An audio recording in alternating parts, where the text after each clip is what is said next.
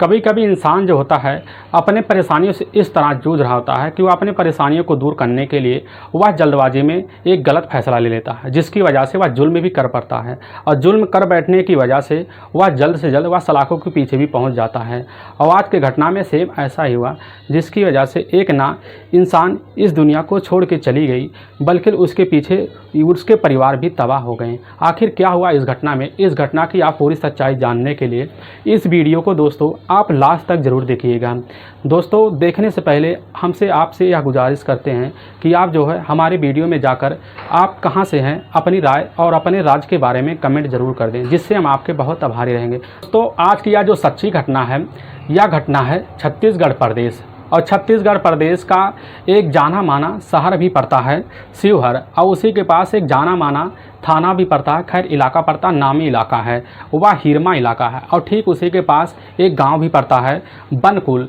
बात मैं कर रहा हूं 6 अक्टूबर 2022 का। सुबह सुबह का टाइम होता है। उसी वक्त वहां खड़ंजा होता है। खड़ंजा के साइड में एक झाड़ी होता है, उसी झाड़ी में एक बोरी होता है। तभी जो गाँव के लोग जा रहे थे वर्किंग के लिए, तो वह लोग उसी समय उस बोरी को देखते हैं तो वह काफ़ी शंका खा जाते हैं, और उसी बोरी की तरफ वह लोग बढ़ना भी शुरू कर देते हैं। और जैसे ही बढ़ते हैं तो वह जैसी बोरी पर हाथ लगाते हैं तो पता चलता है यह कोई और इसमें चीज़ है नहीं, यह लग रहा है किसी आदमी का डेड बॉडी पड़ा हुआ है। और उसी समय वहाँ के जो एक व्यक्ति होता है वह काफ़ी घबरा जाता है। घबराने के बाद वह ज़ोर ज़ोर से आवाज़ भी लगाने लगता है, और तुरंत ही वह आवाज़ लगाने की वजह से गाँव के लोग भी इकट्ठा हो जाते हैं। अब इकट्ठा होने की वजह से वह उसी समय जो है, जब इकट्ठा होते हैं तो लोग तुरंत ही उसी समय वह गाँव के एक व्यक्ति के द्वारा वह हिरमा पुलिस थाने में इसकी खबर दे जाती है। हिरमा पुलिस थाने की जो टीम होती है, जब खबर पाती है तुरंत ही उसी घटनास्थल पहुंचती है जहां पर वह बोरी मिली हुई थी। पुलिस उसी बोरी को जब खोल के देखती है, उसी बोरी में एक महिला की डेड बॉडी पड़ी हुई थी, और जो यह पूरी तरह से श्रृंगार से पूरी तरह से लथपथ थी। पुलिस तुरंत ही उसको बॉडी को जब देखने लग जाती है तो उसके शरीर पर काफ़ी ज़्यादा गहरे घाव थे। और इसी घाव को पुलिस जो होती है जब चेक करती है, पुलिस को यह पूरी शंका हो जाता है कि इस औरत के साथ कोई ना कोई जातीय दुश्मनी निकाली गई है। और इसकी वजह से पुलिस जो होती है उसी समय जब गांव के लोगों से पूछना शुरू कर देती है, तो हर व्यक्ति गांव के लोग जो देखते हैं वह इस औरत को पूछने यानी कि बताने से भी इनकार कर जाते हैं, जिसकी वजह से पुलिस समझ जाती है या इस गांव की औरत है नहीं। पुलिस तुरंत ही इस बॉडी को अपने कब्जे में लेती है। कब्जे में लेने के बाद पुलिस जो होती है उसी समय कुछ मुखबिर बिछा देती है। मुखबिर के द्वारा तुरंत ही इतनी कड़ाई से पूछताछ करना, उस गांव के थ्रू अगल बगल पूछताछ करना शुरू कर देती है, जिससे पुलिस के सामने उसी समय यह पता लगता है कि साहब इसी गांव में आज से 2 दिन पहले एक जो है लेडीज लापता है। पुलिस तुरंत ही उसी घर में जाती है। जब पता लगता है कि वह घर में पूछने लग जाती है तो उस घर वाले यह कह देते हैं कि हमारी बहू थी, वह अपने मायके चली गई है। पुलिस उसी घर वालों से यह पूछने भी लग जाती है कि अपने बहू से बात कराओ। तो उसके घर वाले जो होते हैं वह तुरंत ही अपनी जुबान इधर उधर लड़खाने लगती है, तो उनको लगने लगता है पुलिस वालों को या ज़रूर कुछ हमसे झूठ छुपा रहे हैं। पुलिस जैसे ही उनको जो है थाने ले आती है। अब थाने ले आने के बाद पुलिस उनसे काफ़ी कड़ाई से पूछताछ करती है। कड़ाई से पूछताछ करती है तो वह तुरंत ही इतना जल्दी से जुल्म कबूल लेते हैं, क्योंकि वह कोई सातुर मुतरिम थे नहीं। तुरंत ही अपनी गुनाह भी कबूल लेते हैं। उस औरत के बारे में पुलिस के सामने सारी सच्चाई भी रखना भी शुरू कर देते हैं, जिससे बात जब पुलिस सुनती है तो सुनने के बाद पुलिस भी काफ़ी, इस घटना को सुनने के बाद पुलिस का दिल भी दहल जाता है। और वह व्यक्ति कोई और नहीं होता है, वह व्यक्ति उस औरत का पति होता है जिसका नाम होता है रियाजुद्दीन, और जिसकी उम्र होती है 30 साल। और उसकी वह पत्नी होती है जिसका नाम होता है फातिमा। अब जो रियाजुद्दीन की पत्नी होती है फातिमा, वह जो होते हैं वह जब रियाजुद्दीन अपने माँ के साथ काफ़ी अच्छे से उसी के ही गांव बनकुला के गांव में काफ़ी अच्छे से रहता था। और उसकी गरीबी के चलते वह तुरंत ही अपनी गरीबी को दूर करने के लिए वह जो होता है वह छत्तीसगढ़ के ही भाटापाड़ा के एक जो है भट्टा की चिमनी पर जाकर वह काम करना भी शुरू कर देता है। अब रियाजुद्दीन जो होता है भट्टे की चिमनी पर काम करना शुरू कर देता था। कुछ वक्त काम करता है, काफ़ी अच्छे से पैसे भी कमा लेता है। और इसी बीच इसी भट्टे पर काम करने वाली होती है या जो होती है फातिमा से मुलाकात उस समय रियाजुद्दीन से हो जाता है, क्योंकि फातिमा देखने में काफ़ी खूबसूरत थी। वह अभी जो है एक अभी बालिक अवस्था में पहुंची ही थी कि उसकी तरफ जो है देखने के बाद रियाजुद्दीन फातिमा की तरफ इतनी आकर्षित हो जाता है कि उससे जो है वह प्रेम प्रसंग भी चालू कर देता है। उसी प्रेम प्रसंग के चलते वह जो है वह शादी का भी फैसला ले लेते हैं। और शादी के फैसला लेने की वजह से वह रियाजुद्दीन फातिमा को वह तैसे का तैसे कर वह किसी को बिना बताए ही वह वहाँ से तुरंत ही फातिमा को लेकर फरार हो जाता है। फरार होने के बाद अपने ही गाँव उस समय बानकुल पहुँच जाता है। बानकुल आने के बाद वह फातिमा से जाकर वह जो है अपने ही इलाके में अपने रीति रिवाज के तहत वह जो है शादी कर लेता है। शादी करने के बाद वह काफ़ी अच्छे से अपने घर में रहना भी शुरू कर देते हैं। अब उस समय जो होती है रियाजुद्दीन की जो माँ होती है उसकी माँ का नाम होता है सुलेहन खातून।